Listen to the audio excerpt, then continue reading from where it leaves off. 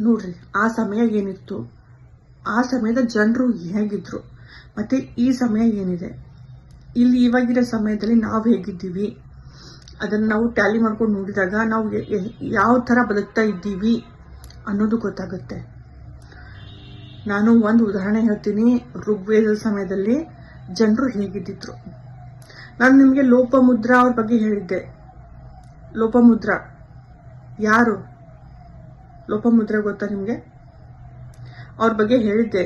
Mostly ಇದರಲ್ಲೇ ವಿಡಿಯೋದಲ್ಲೇ ಇಲ್ಲೇ ಇನ್ಸ್ಟಾಗ್ರಾಮ್ನಲ್ಲೇ ನಾನು ಹೇಳಿದ್ದೆ. ಅವರೊಬ್ಬ ಋಷಿಕ. ಅದೇ ತರಹದ ಒಬ್ಬ ಋಷಿಕ ಅಪಾಲ ಅಂತ ಹೇಳಿ.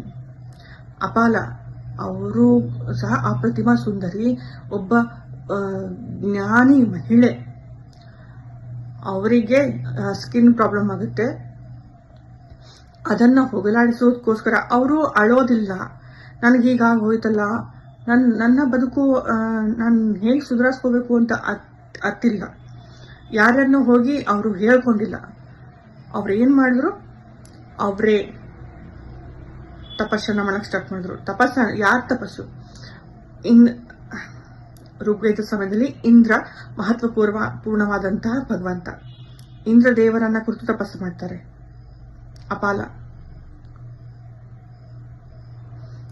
ಅಪಾಲ, ಗಾರ್ಗಿ, ಮೈತ್ರೇಯಿ, ಘೋಷ, ಲೋಪಮುದ್ರಾ.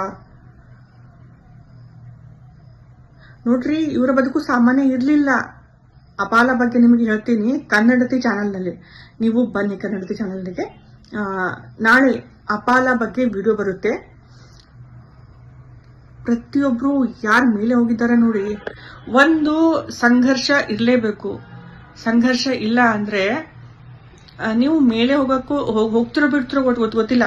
ಸಂಘರ್ಷ ಇದ್ದಲ್ಲೇ ನಿಮ್ಗೆ ಬದುಕಿನ ಆ ರಹಸ್ಯ ಗೊತ್ತಾಗುತ್ತೆ. ಬದುಕು ಯಾಕೆ, ನಮ್ಮ ಜೀವನ ಯಾಕೆ, ನಾವು ಯಾಕೆ ಬದುಕ್ತಾ ಇದ್ದೀವಿ, ಯಾಕೆ ಬದುಕಬೇಕು, ನಾವು ಮನುಷ್ಯ ಜನ್ಮ ತಗೊಂಡು ಬಂದಿದ್ದೀವಿ, ಆ ಮನುಷ್ಯ ಜನ್ಮ ಎಷ್ಟು ಸಾರ್ಥಕ ನಾವು ಮಾಡ್ಕೋತಾ ಇದ್ದೀವಿ ಅನ್ನೋದು ಗೊತ್ತಾಗುತ್ತೆ. ಸಂಘರ್ಷ ಇರಲೇಬೇಕು ಜೀವನದಲ್ಲಿ.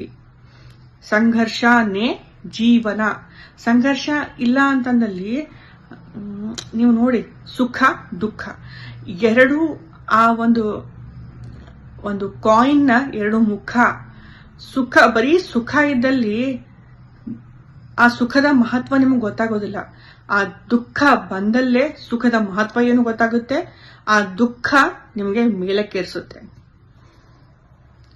ಅದಕ್ಕೆ ಸುಖ ದುಃಖ ಎರಡೂ ಇರಲೇಬೇಕು. ದುಃಖ ಬಂದಾಗಲೇ ನೀವು ವಿಶೇಷ ವ್ಯಕ್ತಿ ಆಗ್ತೀರಿ.